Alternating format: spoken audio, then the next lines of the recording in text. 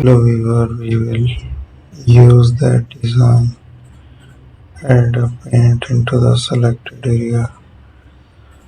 So let's make another paint there.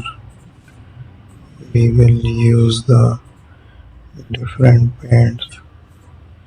By using that, I will try the design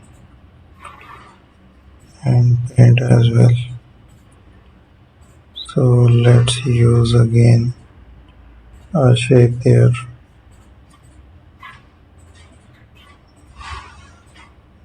Keep editing the designs.